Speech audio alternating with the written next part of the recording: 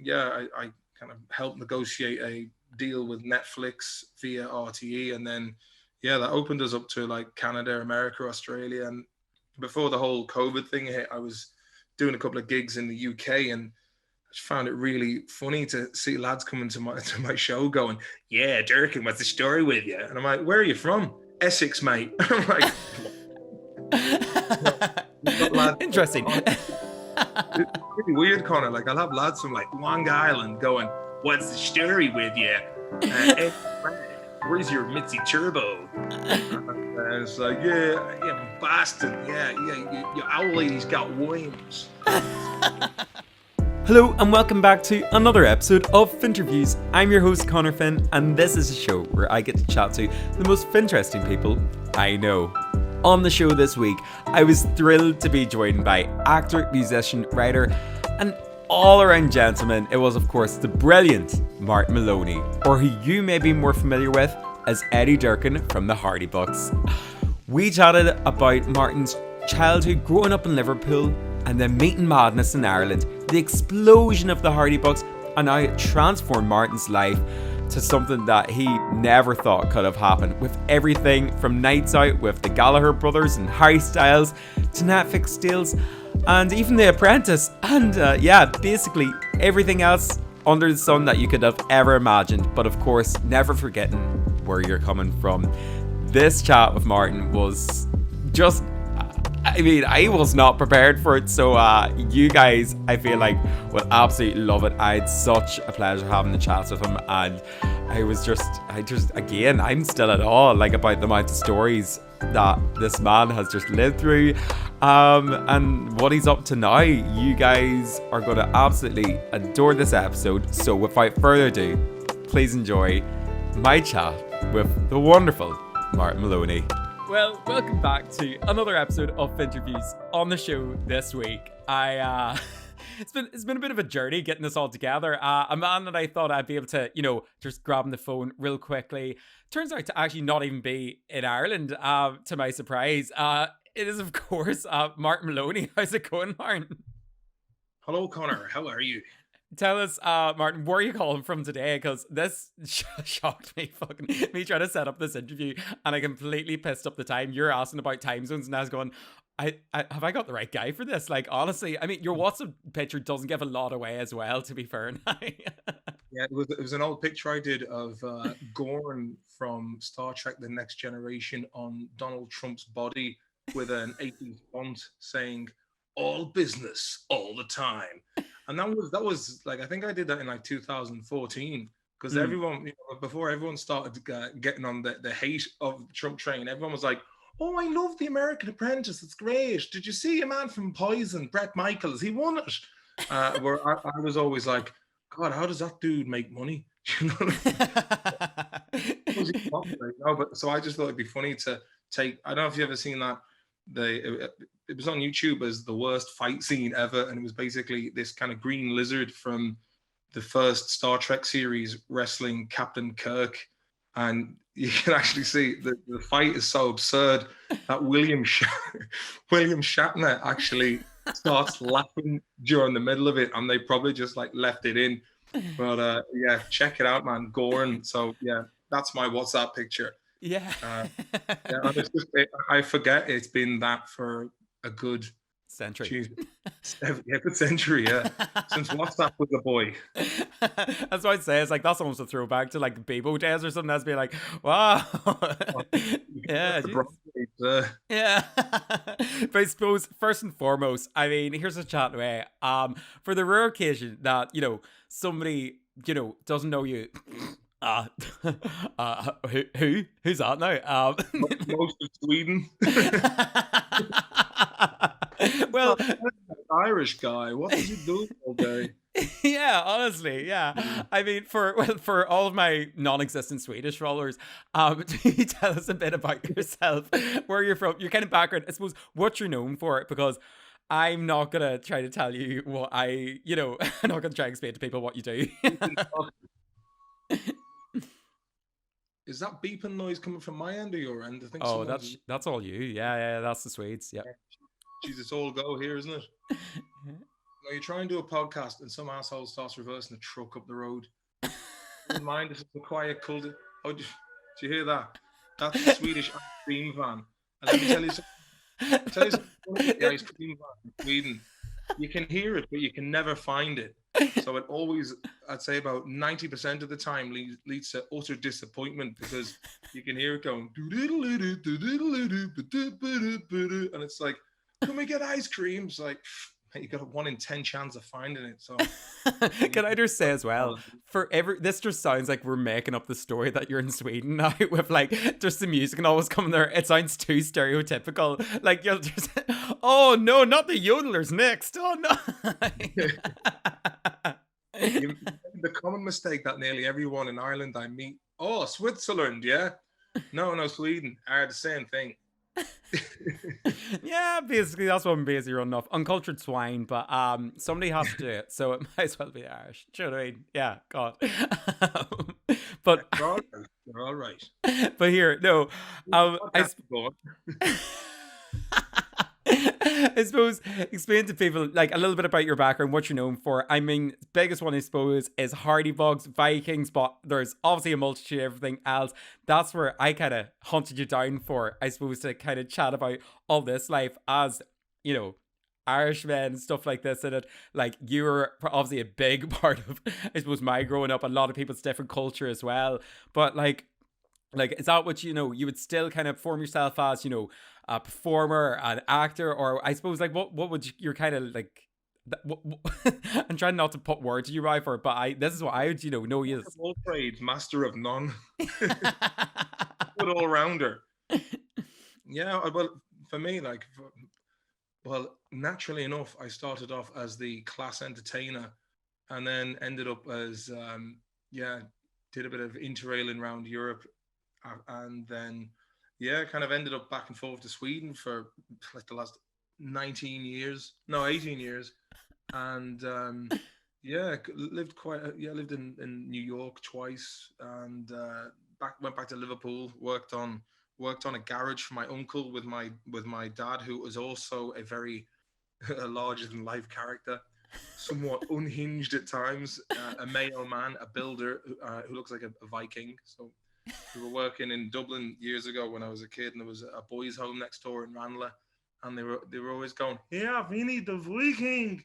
So they were always calling him the Viking. How you doing, lads? You all right? And we ended up working on my uncle's shed on my mother's side over in Merseyside. And I think the job was only supposed to take like 3 months, but ended up taking nearly 6 months, and the house had to be then done up to match the shed afterwards. So didn't get us back again. But we did a great job of the shed. The first places. Yeah, I suppose. I don't even know where to start with that. I feel like you took me on a backwards journey through, like, well, yeah, I traveled around here, I've lived around there, this is a childhood shed that I built in Ram. All started 38 years ago. Yeah. It comes at you quick. Yeah, well, I suppose, like, from, maybe that was too broad of a question, but, like, maybe, bring us back to, like, when did you first get... I suppose, like, when did you first kind of get into, you know, these roles that, I suppose, acting and performing in these kind of situations? Like, was it always something that you'd, like, gravitated towards and, like, had a passion for? Or, I suppose, was there ever potentially another path in mind? Because, as you said, you've had quite, like, you haven't really, like, your route that you've kind of came around and stuff like this. It's been quite eccentric, I don't know. Yeah. As my uncle Eugene, who plays Big Mick, would say, he says, now, what I would say is, if you're fit for anything. And that's my handbook. That's my credo for life. But basically, I grew up in a house with 3 sisters, all redheads, all fiery, explosive, and very funny, great women. Yeah. And my eldest sister, Patricia, she was the first, she's probably one of the funniest people I've ever known. And she would always make me do impressions of family members and people from school and neighbors and that kind of thing. Yeah. And, you know, so then I suppose I started performing to small audiences when I say just people who were in the house. And she'd be like, do an impression of the neighbor there. And I'd be like, Caroline, come in for your dinner now, love. And Cilla Black was another one. Oh, tonight we have on surprise, surprise. You know, and it was Blind Date Cilla Black. That was another one I used to do. And yeah, just she got into doing, she went to LIPA, the Liverpool Institute of Performing Arts, as well as my other sister, which is run by Paul McCartney. And yeah, so she got into acting and she started doing theatre, and I think she had a couple of little parts in some BBC dramas. And yeah, so she moved back to, because we were born like in Wallasey, which is across the Mersey from Liverpool, to an Irish family, and we had very much lived in an Irish community, and you know, yeah, we were all kind of Irish descent, living in, you know, same kind of vibe of like the Smiths or Oasis, you know, like, or the lads from same vibe. Yeah, basically the same. Same thing, innit? Yeah, so she got into the acting first, and then a couple of years later, well, she ended up, just as she was kind of about to make it big, she ended up getting pregnant, and then afterwards her life kind of took a turn in the other direction. She ended up getting into interior decorating, and now she's a great artist as well. But yeah, so I guess for me, I got into music, and I was a bit of a local head around Galway for a good bit, and yeah, and then we were just working on the sites, myself and the other lads from the Hardy Books, and we always knew that, like, from meeting, you know, it's funny. I came back from Sweden after being away for about 9 months. I was in Greece for about 6 months, and then Sweden for 3 months in 2003. And then I was hanging out with Pete, who plays French Toast, and we'd be all listening to the Doors, having a few schmucks, like, and just drinking outside the school at night. And then when we went to Galway to hang out with my friend Stevie B, he was like, "Come on, we're going to hang out with Tom and Owen, man. The boys out in Renmore." So then, you know, we got to know those lads, and then I started going out with this goth chick from Sweden who I barely knew. She was like, she had just announced she was moving to Ireland, and I was like, shit, I better find a place for her to stay. So we needed a place to stay, and Owen had to leave this place in Renmore. So I just said, Owen, do you want to move in with us? Me, my sister, and my Swedish girlfriend, and this English header I met, you know, this crusty dude who played a trumpet called, you know, Dreadlock Lad from Homefirth, where they filmed Last of the Summer Wine, and he was like, "Yeah, sound, I'll move in." So, you know, I'd never really lived, you know, I'd never had to go looking for a place before. I was about 20 at the time, and so we literally looked at the first house, which was out in Ballyban, and we're like, "This is a house. We will take this, despite it looks like it's still in the same shape as it was in 1953, and it came with the original furniture." And it was, you know, on the very edge of Galway, but we're like, that 50 quid a week each, that'll do. And so that's how I got to know Owen. He was him and Tom the Boo, they were in the year behind me in school. And so I always seen them as, you know, two little hard skins who were behind me. They were a part of the rugby boy group. And yeah, so I realized that Owen was an incredibly funny individual. And so for the years that kind of past 4 or 5 years, we would just be sitting around, you know, watching funny YouTube videos and doing impressions, that kind of thing. And then myself and Chris Tordoff, who plays the Viper, I'd known him since he was 11. I took him under my wing in school, and he equally enjoyed just taking the piss nonstop and watching comedy. So I went to Ballyfermot, and I don't know what I thought college was going to be like. I thought it was going to be like, you know, John Belushi in what's the name of the film? Toga Toga, National Lampoon's Animal House or something, you know. I was like, where are you going with this one? You know, just I thought it was going to be Van Wilder or something, but it just turned out to be Ballyfermot College. I was about to say Ballyfermot doesn't scream the same kind of energy. Yeah, it didn't have what it wasn't like American Pie 2, like I thought it was going to be. You know what I mean? It was just like, have you got your work done? I was like, God, this is terrible. So I didn't graduate, and then went off Interrailing and whatnot. But Chris, fairness to him, he was a little bit more studious than I was. So he did the right course. He did television, and he goes, "Hey Martin, do you want to do like a couple of characters in front of a camera? So that's when I started doing the character of Eddie Durkin, which was just like an amalgamation of like lads from town and a bit my dad thrown in. So yeah, basically the lads he cut it together, showing it to a few of the people on his college course, and they were like, "This is really good." He did another little demo that ended up on Bebo in 2007 in the Flashbox, and that had a little bit of a ripple of like notoriety through the internet. And we did another one like another demo in around October 2007, which was like the first three episodes on the YouTube webisodes. And that, yeah, nothing happened for about a year. Chris kind of was busy with college and it ended up on the hard drive. And then a year later, we put it together and we were like, I really feel like we've got something good here. Yeah. Released that on YouTube. And one thing just led to another. And we got a lot of help from Peter Ganley and Fergal Darcy, who's now at Today FM. And they were for iRadio. And yeah, they were getting me live on the radio. And then fair play to our cameraman, Simon Keenan, one of the lads from Ballyfermot. He was working on the Podge and Rod show as a runner, and he got wind of this Storyland competition. So yeah, we went for that, and you know, we were convinced that we wouldn't even get into the top 20, but then we did. Not only that, we got into the top 10 and then won the thing. And yeah, it just everything. We were given this opportunity at a rapid pace. Most of the lads didn't even have any ambition whatsoever to get into TV or comedy. Yeah. And suddenly they've just become like, you know, an overnight sensation in the Irish comedy world. But we were always very much like, oh those Hardy Boys. What is that weird stuff from Mayo? I don't know what it is. I don't want to know. They're weird. They're not. They haven't been sanctioned properly.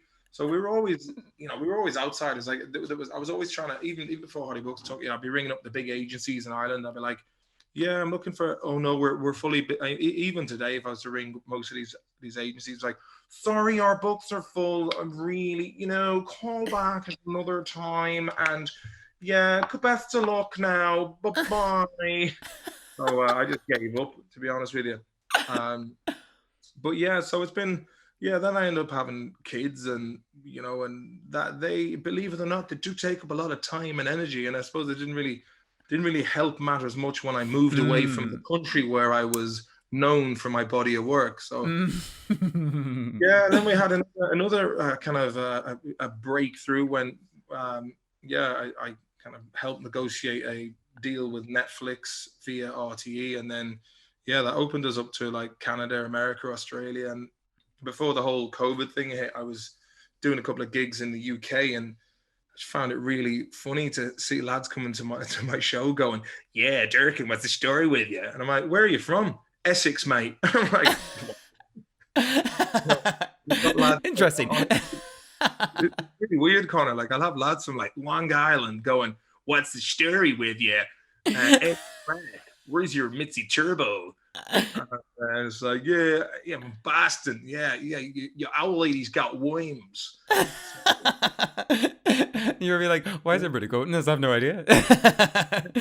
No idea what they're referencing to. Yeah, wrong guy. Yeah, that's not me. Nope. Okay, you care about the wrong guy. Yeah. But like, yeah, I suppose.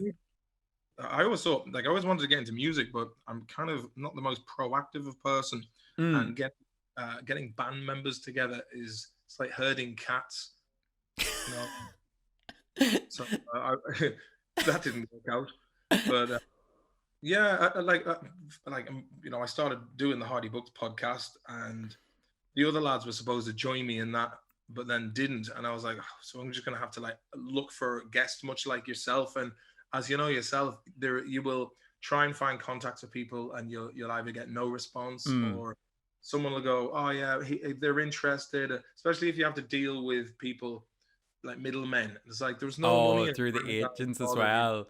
Yeah, they'll be like, what's the fee for this? And then you're going like, oh, we'll see. It's just like starting out at the moment. We're just kind of blah, blah, like this. And then be like, oh, they're actually busy at the moment. And be like, I'm sure they fucking are. It was amazing how many people were so busy during a pandemic. I was like, what are they doing? Are they gardening or what's here? Is a lot of funerals going on? I don't know. The mind would wander in such times. Yeah, a lot of people were very busy, Connor, for me, and yeah, I kind of got a bit like for me, I was diagnosed with ADHD there a couple of years ago, and then when I came back to Ireland, I was like, well, I think I'm just normal, but by Swedish standards, they're like, yeah, you can't do the pie charts and the time schedules. I just think like so yeah, I'm a bit wild and boisterous, and yeah, which I like. It's kind of like but the downside to having that kind of as Chris once said to me, Tordoff, he said to me years ago, is Martin, you're like a missile of creativity, but you just need to be guided in the right direction. I don't have anyone currently guiding apart from myself, and I don't really crack the whip on myself as hard as I should do. I'm a nice boss. Yeah, you're very good to your employees though. Yeah. The company's going bankrupt. I suppose. If you want another holiday, lads, it's fine. Yeah. I suppose that's probably the most like succinct way of talking me through essentially your whole life there. I had all these like wee notions being like, yeah, like, do you know what I mean? Like, I'll have to like probe them out to be like, what was like the inspiration behind your humor and all. But you were saying there, it was kind of people that you're growing up with. And I suppose when you're putting like these kind of friendship groups as well, where yeah, like headers, like and stuff like this, and you're chucked around all these different areas, like, and the way that you're able to pick up like the accent so well and stuff like this, like no wonder they were being like, lad, we'll get you on this, we'll like start you like maybe get you some characters. And I mean, as you said, like with the kind of circumstance that came in it and the kind of way that it seemed to absolutely explode, like with like it just seemed to be the right timing with say the likes of you had people that were in right areas for it, like even your mate, that like found out about Storyful, and then you had, Thing Darcy and all, like just you had the context in the right places. Like it seems like it was meant to happen at the time that it did. It was at a time where YouTube was still relatively, it was in its infancy, and then Facebook had just come along. So like everyone and their dog wasn't on Facebook, and they weren't doing videos, and that was, you see, Facebook and Google, they with the acquisition of YouTube as well and algorithms taking over, it was a lot fairer back then. And people could bastardize the system. I hear you. Yeah, they really have done, and it's just oversaturated. It was before businesses got onto Twitter and onto Facebook, and it was like the wild west of social media. And nowadays you look at Facebook. I mean, I'm very rarely on Facebook, and then you go onto Instagram as well. It's just full of like drop shipping commercials of people who've just gone directly to the supplier, China. It's like, buy these cool biker rings, and then you're just basically, they're making money from just fulfilling your order from the factory in China. Yeah, so I just kind of, it's a weird world we're now living in. And TikTok, you haven't made it onto TikTok. I was about to say, have you? Are you on TikTok? Are you? I'm on it. I don't use it, but like I consume it. Like to put it in perspective, do you remember back when honestly, it's like back whenever, as you said, when YouTube and stuff first started going off, you just find yourself going down these rabbit holes of just really weird, odd and end space, like the internet. I think TikTok has basically done that, but with people that already understand old kind of things like Vine and all these other old platforms. So then you've all this backlog of people's information and like these things, they're not just coming things out of nowhere, but oh yeah, like I literally will spend hours, like it's insane. Yeah. Do you know what I've just realized? That your audio is coming through the laptop. I was like, what's the point of having the headphones?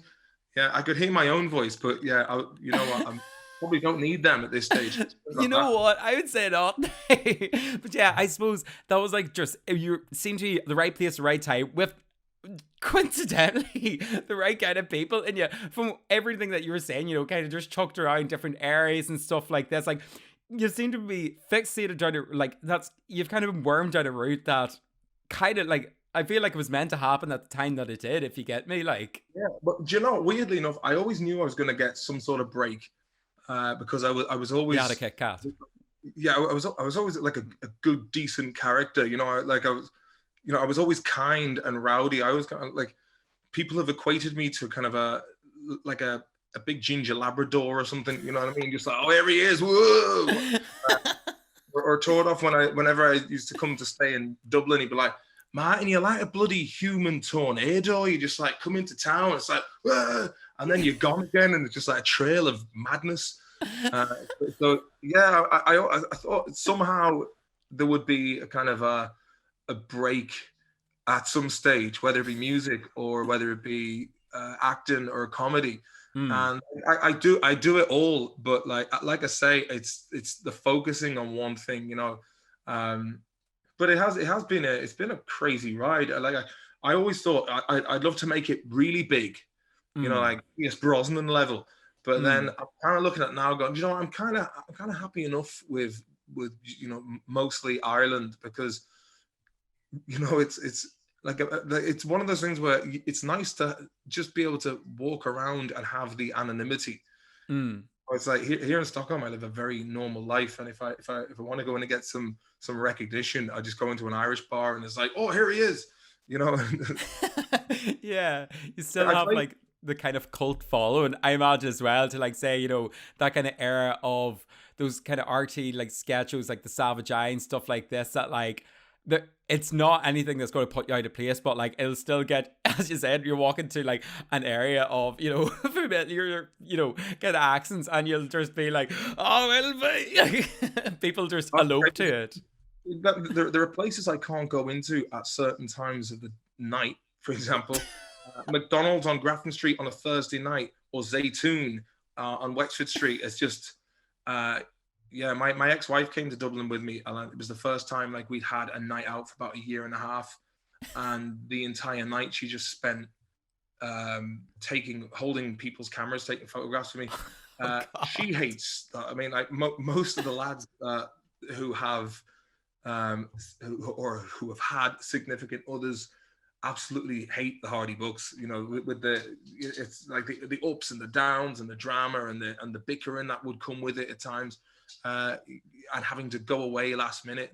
You know, it's difficult. You often see like actors will end up, or performers will end up with other people in their same career because they're the only people who get it, or people who work within like management or administration, like agents and whatnot. I understand that the older you get, because for those who don't get it, it can be a real roller coaster. I mean, like when I moved back to Sweden, there was you know, I'd be like quite bitter that, you know, I was like, oh, I'm missing out on good crack and work. But now looking back, I think it was for the best. You know, I think it could be quite easy to let it all go to your head and get carried away, whereas I feel like I'm very much grounded, and I've kind of gone back full circle to how I was before. I mean, when you're in the public eye all the time, it's hard for it not to. I always told myself I'd never be a wanker with it, you know. And the good thing is about being from Swinford, as probably the same crack up in Armagh, or maybe more so. Anyone who gets above their station to say, "Where are you coming from with the fancy suit jacket, you prick?" I remember you when you were an old blackguard around the town. So yeah, I take that with a song. Never forget where you're coming from. Is something that is instilled into you when you're, you know, Mayo. Oh, I would say so, yeah. Heavily much like I think it's the idea of notions, you know, somebody that, you know, starts to do kind of well, or maybe a bit of notoriety or something like this. Not that I can fucking compare to like in its life. You're on the way, Connor. You're on the way, mate. I mean, I'm already getting to see it in family group chats, be like, oh, fucking influencer, and be like, I just like talking to people, fuck off. Yeah. Big man on the internet, yeah? yeah. No, that's not me at all. That's why I had to run away to Dublin. It was getting too big up north for me. Oh, just couldn't get out in the streets. Tell me about it. But yeah, I suppose that like must have just been mad as well. Like, as you're saying, like at that time, it had such like a big fall, and you know, it obviously still has like the remnants and stuff today, but like I couldn't imagine like it just sounds hilarious, like you try to go around and being like, you know, being mobbed and stuff for photos. Like, was that like one like was it literally being like that, like I suppose, yeah, in that kind of early days? Yeah, early day, even today. I mean, like, you get like, I remember we were coming back from doing a gig in Limerick, I don't know, maybe it was about 6 or 7 years ago, Mm. and we were in Eddie Rockets on the way back towards Mayo, just Aye. going north out of Galway, out of Limerick. And I just remember seeing someone like surreptitiously taking a picture of us. I was like, you could ask, and we would do a proper picture. No, we're not interested. Usually it's fine, man. The good thing is, because we bring a lot of laughter and good crack to people. It's funny. I remember like Tom, who plays the Boo years ago, going, "Fucking sick of people telling me how fucking class we are. I'm fucking sick of this shit." I'm like, Yeah, same here, Tom. Sick of people coming up to you telling you. I said, "Geez, man, that's a tough cross to carry." Yeah, it just gets really tired after a while. Do you mean, like, I know I'm good, but like getting told it, like it takes its wear on you. Pure Brezzy crap. It's not easy being a big star. Oh, fuck, pressure. My Fabergé eggs gone. Yeah, exactly. But I suppose, like, I mean, you kind of did touch upon it as well, like, obviously, how this all came into it, but like, I suppose, like, before this, like, started, and, you kind of got to this point of, like, fame and notoriety for, especially Hardy Bucks, whatever, like this, and, like, in this kind of, like, field that people knew you as, like, this character, like, maybe tell us about, like, the other jobs, I suppose, like, character building jobs that, like, you may have had, like, growing up that maybe informed, the person that, like, you specifically are today, because I feel like you already kind of just jumped so many different, just being like, I moved from here, moved to there, like, I was with this person, this was, like, how it go around, but, like, obviously that's already informed, like, so much of you, but are there any kind of, like, standout, like, jobs that you're doing growing up? Because it just seems that you've done everything everywhere. Get ready for it. So when I was 7, my mum thought it was a good idea to send me to work with my Uncle Martin, who gets up at about 5 and often gets home at like 11 or 12. A man who lives to work, and he was working in plant machinery. So I got my first wage packet when I was 7. And I remember, like, the first day going out to work with him, we went off from Wallasey up to like North Lancashire or Yorkshire to look at some machines. Aye. And it was a bit of a soft day, walking around looking at machines and going for fry-ups. And then at the end of this day, did a bit of work and whatnot. And then he presents me with this brown envelope, Pat Kenny style, with a couple of coins in it. And it said, he goes, "Read that. What does that say?" And I went, "Martin Maloney, wages." "No wages, you donkey." So that was like my first touch of coin. So then I was out, when I was 10 again, like, and he had me out every Saturday morning. I remember I was looking at cartoons I never knew existed, and I'd never be up that early to enjoy them. I was like, wow, look at this. This is like the Knights of the Round Table shit. This is amazing. I was like, your uncle's outside. I just remember we had Bertie, our first dog, and he was a puppy, and I was like, oh, I just want to stay at home, watch these cartoons and play with the dog. But so I'd be out working with him all day, and he'd be like, "Loosen up, I want to see you sweating. Loosen up." And I went, "What's he mean, loosen up? Like, do this and be all floppy and break into a bit of work." So I was exposed to too much work too soon, and afterwards I was like, "There's more to this." And so I would be working with him on and off. I go over for the summer when I was like 16, and he'd have me up at like 6 a.m, home at 2. Working 7 days a week, and I was like, I need the Sunday off just to hang out with some people my own age. But there'd be all characters coming in, like, and all mostly Irish lads who were working in like construction, and I think that definitely shaped my comedy chops, and because my uncle was very funny and whatnot, and like my family at home. But in terms of jobs, I've worked supermarkets. I've worked doing henna tattoos out in Greece. I've worked in charities, saving stray cats and dogs, worked in pubs, music teaching, caretaker, construction. God, your LinkedIn looks class, yeah. I omitted those ones. And I mean, just loads of stuff, like, often after, moving back to Sweden, I went back into the hospitality game as well. And that was a bit of humble pie, because I was like, I could get like 600 quid for just turning up and taking pictures and having a drink, and now I'm working for a proper wage. But this is all part of it, man. I used to think, I naively think when I was younger, like, that once you made it into the world of fame, Like Mm. you just stayed up there. But the world of fame, I look at it as being like a cloud, and when the cloud gets heavy, it precipitates those people who aren't relevant, and it rains them out, and you're out of the cloud and you're into obscurity. So yeah, I got it. I suppose, yeah, you're kind of, for me, I was never fame hungry. Do you know what I mean? Like there are Yeah. people who do anything to stay up, and I'm like, nah, look, it is what it is. And Mm. uh, I never played the celebrity game, or I never kind of, when it all started breaking out, we'd be invited to like, premieres of films, and I remember going to like the IFTAs, going, "Wow, we're meeting all these people."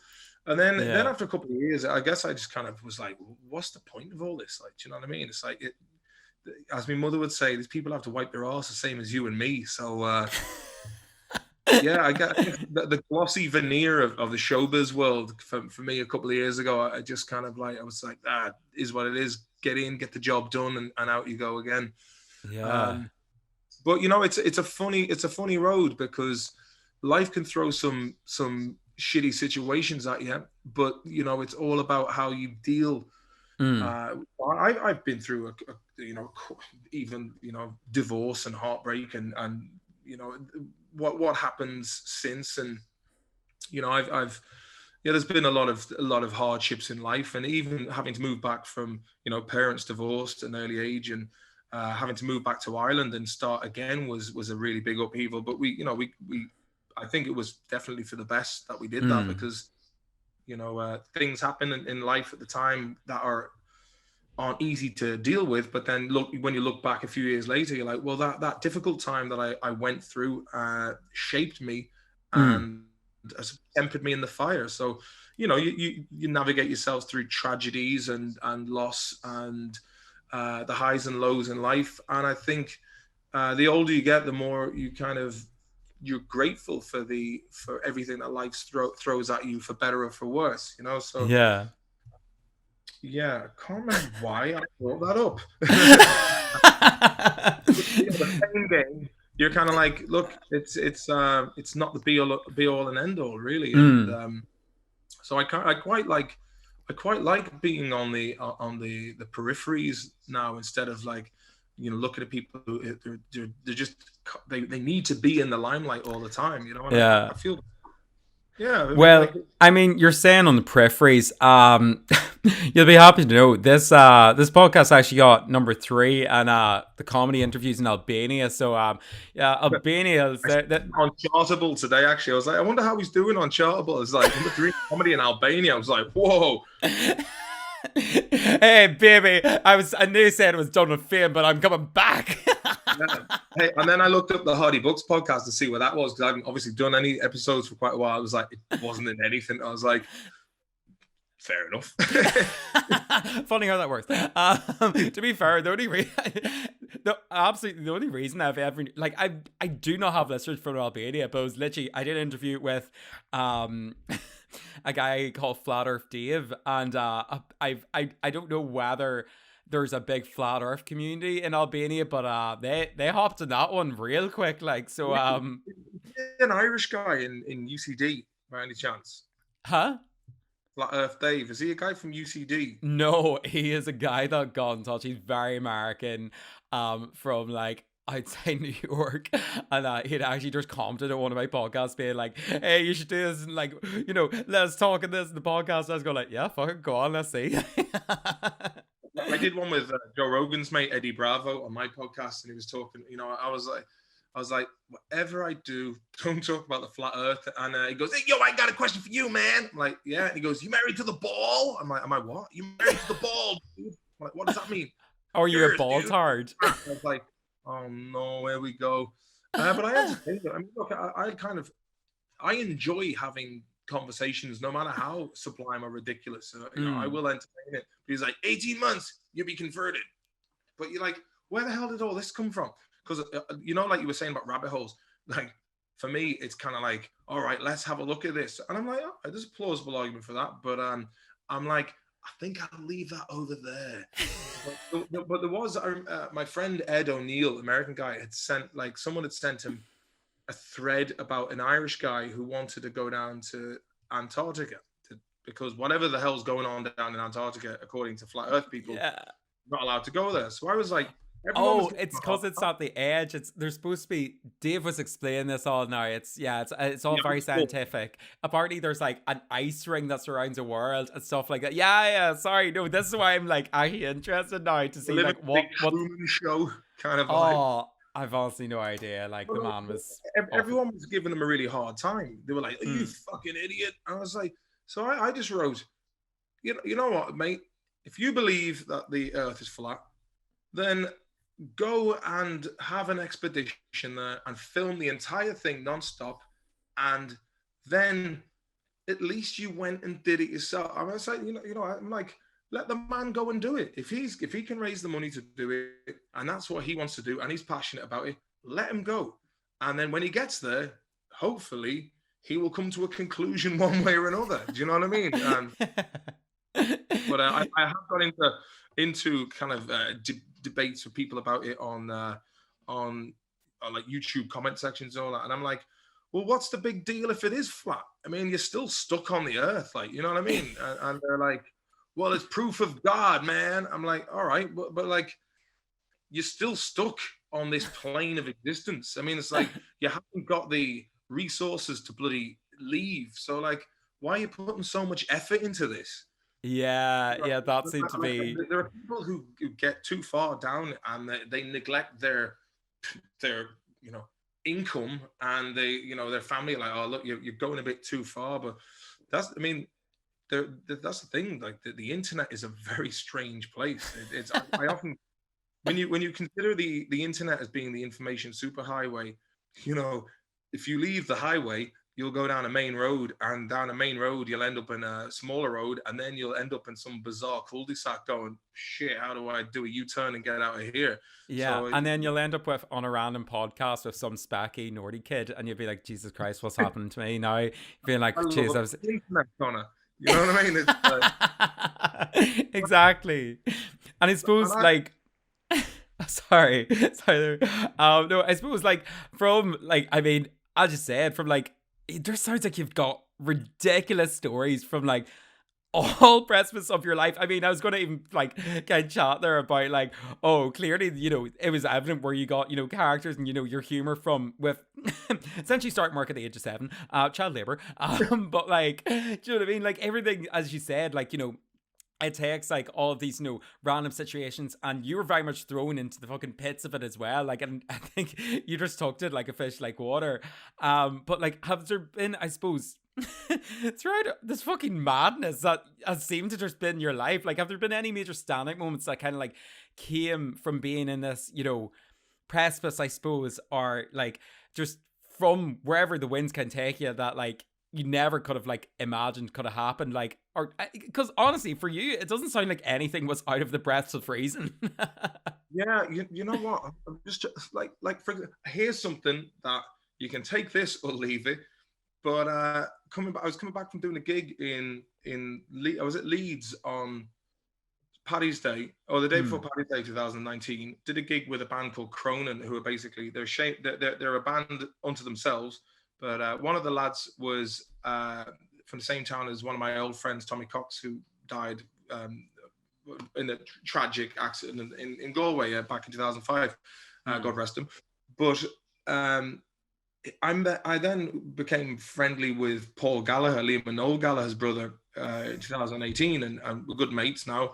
And when I met him at his birthday party in Mulranny in Mayo, I meet this guy Fikra. I was like, "Hey, Martin, geez, how's it going? I haven't seen you since Tommy's Wake." I'm like, and I remember having a great jam with him and being like, "Wow, this dude, he's boshing the tunes out." And I was like, I remember saying to him at the Wake in Weir's bar in Multifarnham, I was like, "Geez, man, you're brilliant on the guitar." And he goes, "Sure, what do you say, man? You're after playing loads of Led Zeppelin and shit." And I was like, "Touche, fair play."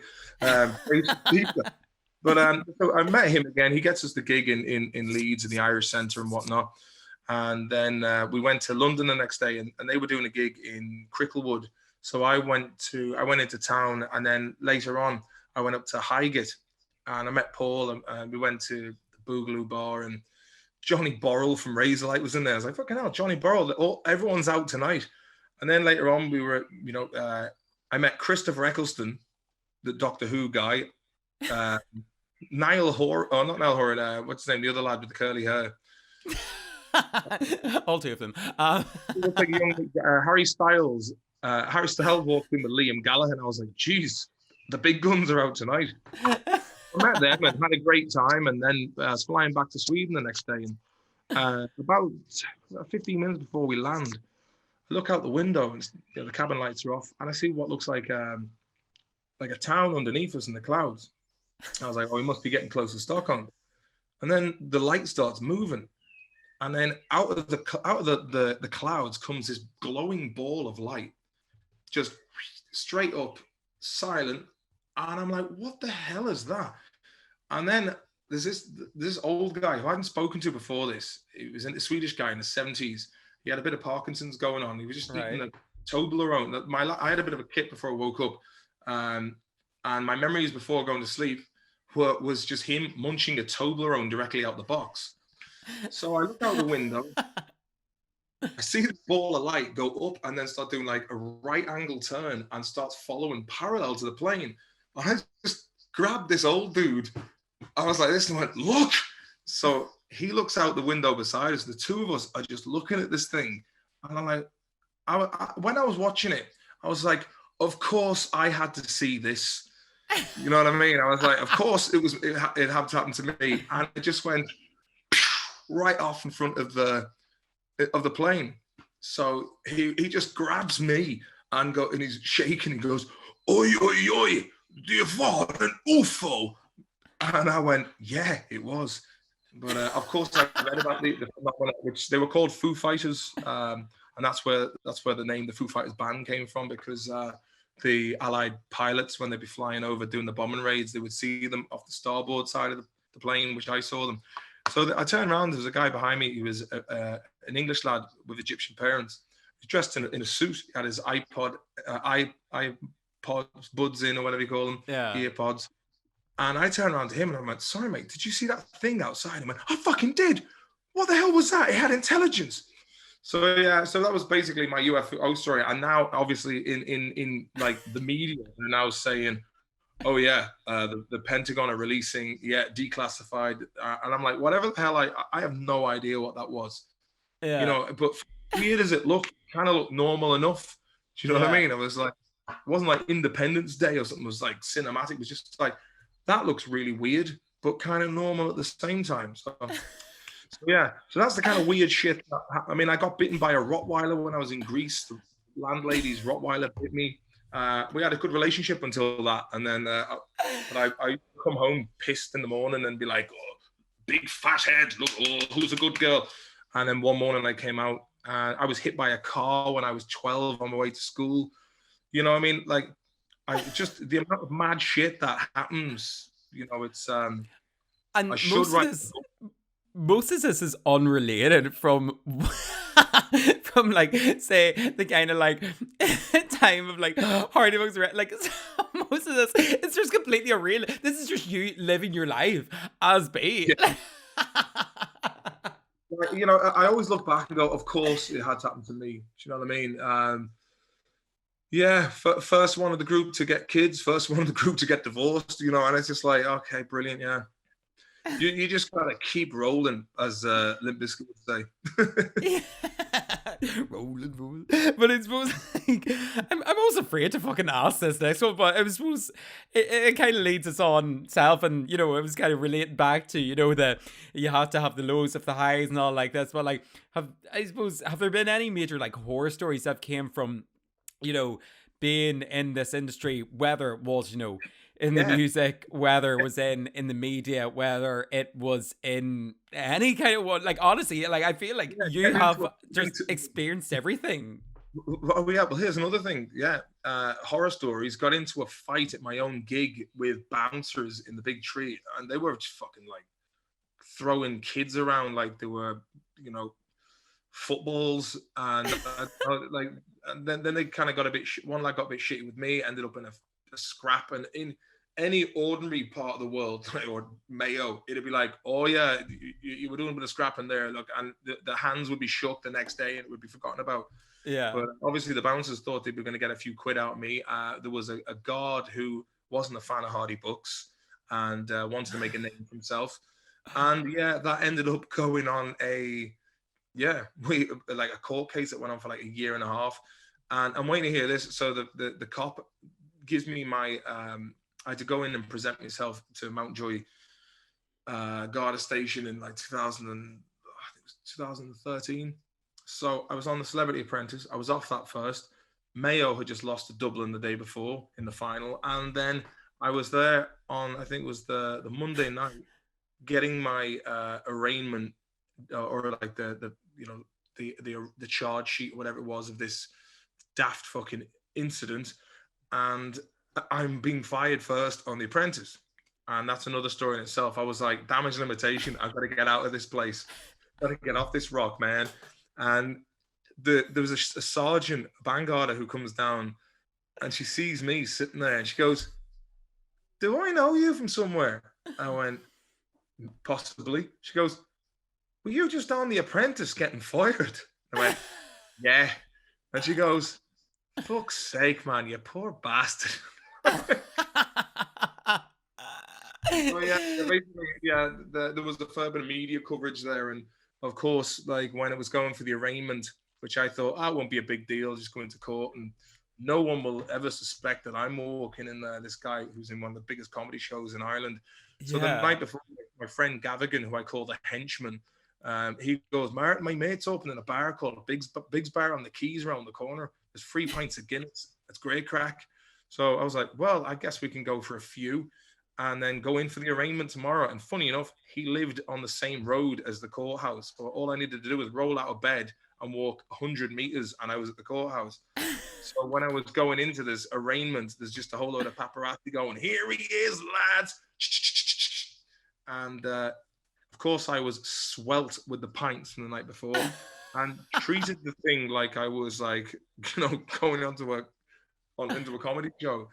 And then it was like double page spreads and all the papers. And my sister, who was my manager, I got back to Mayo like the next day, and she was showing me all the paper clippings of me. And there's like, I was doing all these, like waving, like, how's it going, everyone? And doing the Martin Cowell, the general. And of course, all those papers went all over. All those pictures went to the papers. I gave them what they wanted to see, basically. I was a showman. And when I came out, they were there again. I was like, I've got to get out of here. So I jumped in a cab, and he goes, where are you going, pal? I'm like, literally around the corner to my mate's cab. Yeah, that was a pretty shit experience, to be quite honest with you. But again, I probably like the behavior was kind of with the partying was just getting a bit out of hand. So I was kind of like probably a blessing in disguise, because I certainly did grow up since then. Like, so yeah, that was that. Like, obviously people are listening, but like, I just had to take off my glasses there to be like, sorry, like what, like I was just like, that was not what I was expecting at all. I was expecting, something be like, yeah, like, you get some kind of people that you'd be like, oh, you think you're class, or, do you know what I mean? You just get some, hate online or something like this, people just like giving you shite. But Jesus, I love that started off, well, like, got fired from The Apprentice. Next there was a court case happening. Like, it was like all this way. And I was just saying, like, that is nowhere near where I thought this was going to go. But I think this entire interview, I haven't expected any of these things to go. Here's the mad thing, right? I look at like how, without blowing my own trumpet, right? I look at how short-sighted some of these agents are, and the people in the industry, because I think the thing is with Hardy Bucks, because I did it so well, they probably just thought like that's who I was, and they were like, no one wanted to touch me because I kind of primarily did that role for a number of years. It kind of in some ways pigeon box, I suppose, but the whole Eddie Durkin character is just a slither of what I'm capable of doing, and I haven't really had much of a opportunity to really tap into all of that life experience and those observations and the mimicry of certain things. Um, but it was nice to get the touch in Vikings. That was a serious piece of drama. It doesn't get any more dramatic than having your leg and arm tied to a tree stump and the other one to a sapling, and then having both limbs torn off and thrown in the air. So I did a pretty decent job of pretending to be quartered, should we say? So, sky's the limit, right? Yeah, exactly. And I mean, I feel like I could just like keep asking. Like I always want to just keep recording The it. grandkids. Huh? Plenty of stories for the grandkids to tell you. Yeah, exactly. Like you were saying you could write a book. I want this book, and I feel like I could just like ask you anything like other than this. But I'm like conscious as well that like you've just unpacked so much that I did not expect at all. So like I suppose like But it's just getting started. You know what I mean? It's like yeah. But I suppose like from all of this that's happened, like, and where we are now, like, what the fuck does the future hold for you, Mark? Like, are there any like big goals, I suppose, that you want to achieve that you haven't? Because like, I feel like you keep just like, breadcrumbing me huge fucking things that like in anybody else's, eyes would be like, traveled around so many places, lived out in so many areas, things that have happened to you throughout your life, like even just like situations that you've happened to get yourself in, like. I feel like we've got stories upon stories, but like, is there any big kind of goals that like now that like I suppose because you have had such an experience? at the moment, for me, like with the whole upheaval of what's happened globally, I think a lot of things that I was going to go and do a tour of the States, Australia, UK. Yeah. But like for now, one thing I suppose, being divorced, look, I'll always love my ex-wife. She's the mother of my kids, and we still get on very well. But I guess we were just kind of incompatible towards the end. But like, very much still have great time for each other, and we'll always be there for each other if need be and whatnot.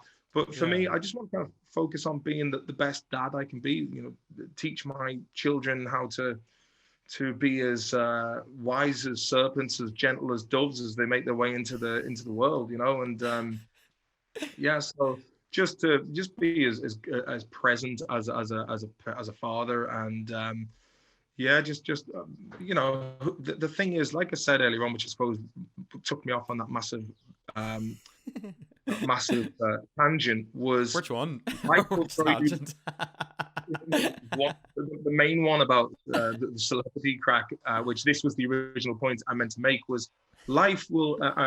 My sister Patricia has a friend called Maria, who's a Greek artist living back in Swinford, and she tried to tell me something that life will give you default opportunities, and I didn't really understand what she meant by that, and now I do. It's like there are things that will happen for better that you can't imagine. And then it's up to you to basically make the best of that break when it rears its head. And for me, my whole kind of, since I was a kid, my way of living, which again, incompatibility with ex-wife, she's very much about like OCD with calendars and writing lists and whatnot. Whereas my whole kind of way of life was merrily, merrily, merrily, gently down the stream. And if a nice opportunity does present itself, I was like, oh, I'll have a bit of that. And, sometimes, especially during filming a fan, because it's so intense and you're meeting so many interesting people, you have during the Hardy Books, you'd have these, a day off, you might have some sort of weird kind of epiphany. And a couple of years ago, I kind of came to the conclusion that when you kind of let go of the reins in life, instead of trying to micromanage every aspect of it, you let go of the reins, and then you trust that things will work out, and they generally do. And I spoke to Neil Winterledge, our first AD, and he was like, Martin, that's very true. I once had a conversation with Michael Ironside, the actor, and he told me the very same thing. So there is certainly a lot of credence and wisdom within that revelation. So I was like, nice one, Ian. Very eloquently stated. But yeah, off 1 second. So yeah, basically, if you let go of the reins and be open to opportunities, things will work out. And just always have a positive attitude. And it sounds really cliched, but always be grateful. Have be grateful for everything. Your family, your health, the good, the fact that we enjoy food and we have a roof over our head. And sometimes, when we're like, oh, life can be stressful in the West, but Yeah. we're all blessed with gifts, and it's very important to be grateful and try to be as humble as you can while going through life. Yeah, I suppose, can I just say, I was like, literally me ringing up my friend earlier, like, and having like a proper whatever part of this life. And like, I'm only coming 23, like, and I was be like, the fuck am I doing with myself, whatever, like this. I feel like talking to you today, I was like, literally one of those like ones where I'm like coming, where you like kind of get settled back in your feet a wee bit, like your shoulders ease a wee bit handier. I just feel like that's been like a bit of a therapy session to be like, you know what, it'll happen for itself, it'll work itself out. And I mean, you're proof of the pudding, like, do you know what I mean, like with the where things have kind of led on. Yeah, but I believe, I'm a firm believer in paying it forward as well. Like the lad from Galway, I need to get onto him. I kind of forgot about it, but I'll also go on his podcast, because the thing is, you have a lot of people in the industry. It's like, I want to be exclusive. I want to be and it's all wrong, man. For me, I know the effort that you put into doing podcasts because I've done it as well. And when I had Eddie Bravo minimal. come on to the podcast, I DM people and then get them on. Yeah, but it's nice to be nice. It's nice to as I said, pay it forward. And I hope that this for you, it has been a great podcast, and hopefully, I can do what I can to get you a couple of extra listeners in Albania. Do you know what I mean? That's really what I'm hoping for. That is my key demographic now. I mean, Sweden, untouched territory for me. So this is really it. But no, I suppose, like, as I said, like, we keep talking away there. And I usually play a game with some of my guests as well, where I write down like key points of things that they've, mentioned throughout the podcast, and then, try to do like a kind of quick fire game. The list is too long, like the page is done, so I can't even play that game. Like, it's essentially, it just leads them on to be like, what do you think of interviews? But like, man, just, I suppose, if people, like, I was going to be like, if people want to see what you're doing next, whatever, like this, but like, I don't know if there's any kind of plugs or anything that you want to give. Like, I'm just so lost for words after this one. It was not what I expected at all. Hey, life comes at you quick, Connor.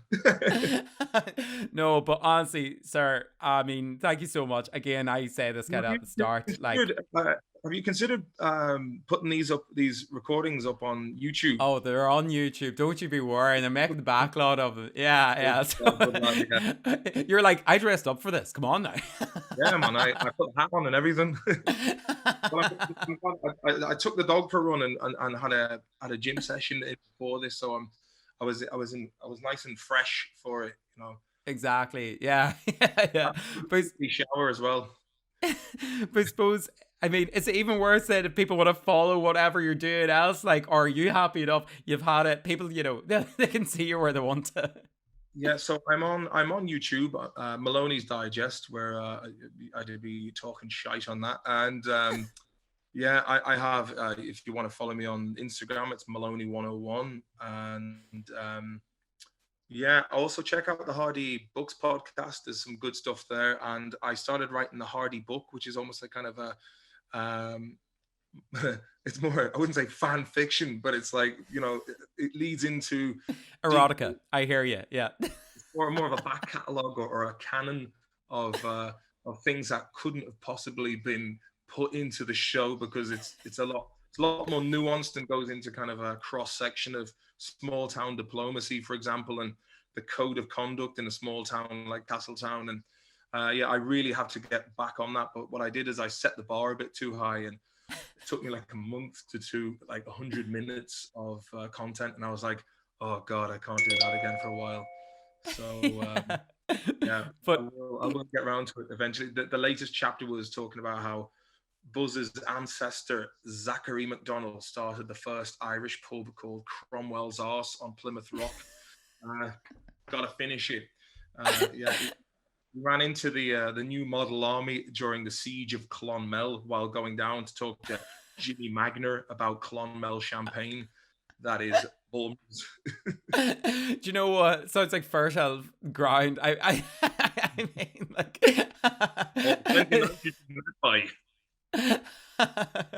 Exactly. But no, Ozzy, sir, like I say this to every kind of guest I have invited on. I started this in lockdown just to have a bit of like essentially to chat to people that I wasn't living with, and to kind of give myself a bit of sanity. But like, it's kind of me just chancing my arm every single week, and or like, you know, just to people that I find, you know, interesting or have really wanted to. So honestly, like for me, it's just some randomer dropping into your DMs, being like, "Here, do you want to chat?" Whatever. Like, that's Ozzy. Thanks so much for taking the time out of your day, and really just, I know, breathing your life. I mean, we really went through it all. Like, thank you for that. You can invoice me later on. I'll very much be changing my number after this, but no, Ozzy here. Thanks so much, Martin, for coming on and just messing up with everything, I suppose. All right. It's an absolute pleasure. You're a grand young man. See you later, mate. Good luck. Slán Wally more Cara. Thank you so much for tuning in to another episode of Finnterviews. If you want to support the podcast and if you enjoyed this episode, please make sure to give us a like, share, subscribe, and if you can, a 5-star rating on whatever listen platform you're on. That stuff is golden. Also, if you would like to get in touch with, say, any suggestions who you would like to hear next in the podcast, or also get involved with the intervention that if you haven't heard before, it's kind of like an agony aunt story thing, you can of course find me on socials and give us a message there. I'm on Facebook, Instagram, Twitter, basically anything. You look up Finnterviews or Finnterviews podcast, give us a wee follow, give us a message, and let me know how you're doing the podcast. Until next time, thanks again for tuning in, and I'll chat to you later. Bye.